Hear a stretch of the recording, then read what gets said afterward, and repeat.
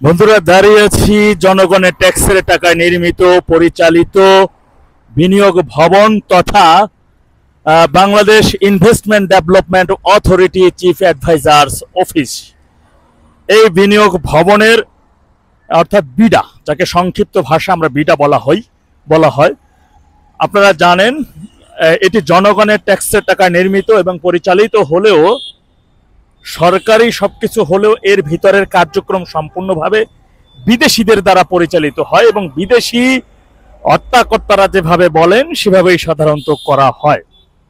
কেন কথাটি বলছি, এই বিডার বর্তমান যিনি চেয়ারম্যান রয়েছেন তিনি সিঙ্গাপুরের নাগরিক মিস্টার ডেভিল আশিক, যিনি জানেন চেয়ারম্যান হওয়ার ঠিক একদিন পরে তিনি বলছেন ডেভিল ইনুসের 1 মিনিট 59 সেকেন্ডের ফোন কলেই তিনি বাংলাদেশের উন্নয়নের জন্য তার সিঙ্গাপুরের বিলাসবহুল জীবন ছেড়ে দিয়ে তিনি বাংলাদেশে আসছেন এবং তার নেতৃত্বে এই যে এখন পর্যন্ত দেখতেছেন এখানে বিভিন্ন দেশের পতাকা উড়িতেছে।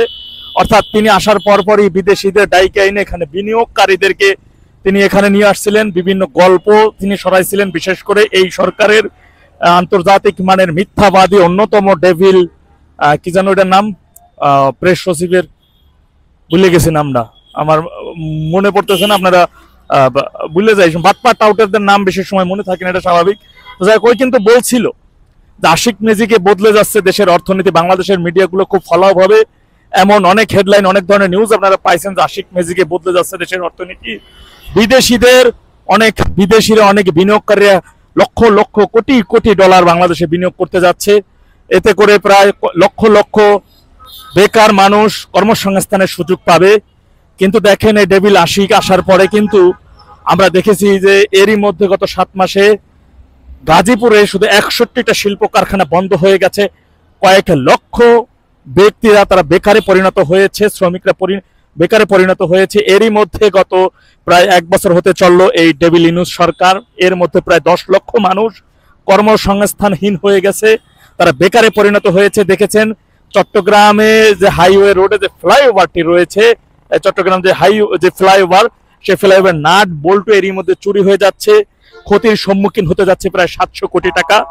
তথা মানুষ যদি তার কর্ম হারিয়ে ফেলে, চাকরি হারিয়ে ফেলে, জীবন জীবিকার জন্য বেঁচে থাকার জন্য তাকে অবশ্যই চুরি, ছেঁচড়ামি, চোট্টামি, লুচ্চামি, বদমাশি, প্রতারণা এসব করে তাকে চলতে হবে, বাঁচতে হবে, এটাই বস্তুত সত্য। সুতরাং এর নেতৃত্ব দিচ্ছেন কিন্তু এই অন্যতম বিদেশি নাগরিক এই আশিক। এরই মধ্যে আমি জেল থেকে বের হয়ে এসে তার আরেকটি বার্তা আমি দেখেছি যে আগামী 3 বছরের মধ্যে বাংলাদেশে প্রায় 6000 মানুষ চাকরি পাবে, অথচ 1 বছরের মধ্যে 10 লক্ষ মানুষ বেকার হয়ে গেছে, আর 3 বছরের পরে 6000 মানুষ চাকরি পাবে। একবার হিসাব নিকাশ কষে দেখুন, আপনি চিন্তা করুন, বালিশে মাথা দিয়ে ঘুমিয়ে চিন্তা করুন, নিরপেক্ষভাবে চিন্তা করুন, আমাদের দেশটা আজকে কোথায় গিয়ে পৌঁছেছে। বাংলাদেশের ট্যাক্সের টাকায় নির্মিত, বাংলাদেশের ট্যাক্সের টাকা, জনগণের ট্যাক্সের টাকায় পরিচালিত এই বিডা হলেও এটি সম্পূর্ণ কার্যক্রম এখন বিদেশিদের দ্বারা পরিচালিত। আশিক যিনি বছরে একটি লং টাইম সিঙ্গাপুরে তার বউ বাচ্চা বান্ধবীদের নিয়ে নাচে গানে মশগুল থাকেন, বাংলাদেশের কোথায় উন্নয়ন হলো, কোথায় কি হলো এটা দেখার বিষয় তার না, এটা স্বাভাবিক ভাই। আমি যে দেশের নাগরিক আমি সেই দেশের কান্নাই কাঁদবো, আমি যে জেলার নাগরিক সে দেশের মানুষের বিপদে আপদে আমি কথা বলবো, এটাই স্বাভাবিক, কারণ আমি সেখানকার মানুষ, সেটা আমাদের বলে রাখতে হবে। মূলত এই ধারাবাহিকতা যদি অব্যাহত থাকে, আপনারা যদি নিশ্চুপ অবস্থায় থাকেন, আপনারা যদি এই ডেভিল সরকারের বিরুদ্ধে, এই বিদেশিদের সরকারের বিরুদ্ধে যদি এখনই প্রতিবাদ না করেন, সরব না হন, তাহলে অচিরেই আপনাকেও আপনার কর্ম হারিয়ে বেকার হয়ে রাস্তায় ঘুরতে হবে।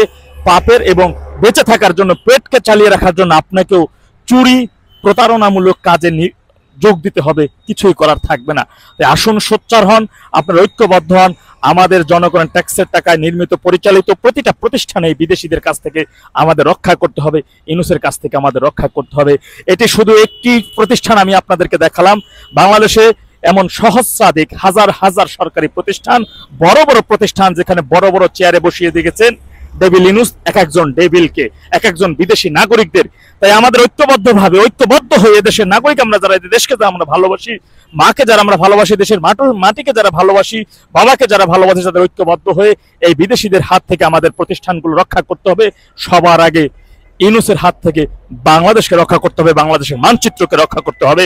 আল্লাহ সবাইকে সঠিক বুঝ দান করুন। ওয়াখিরু জাওয়ানা আলহামদুলিল্লাহি রাব্বিল আলামিন। আসসালামু আলাইকুম ওয়া রাহমাতুল্লাহ।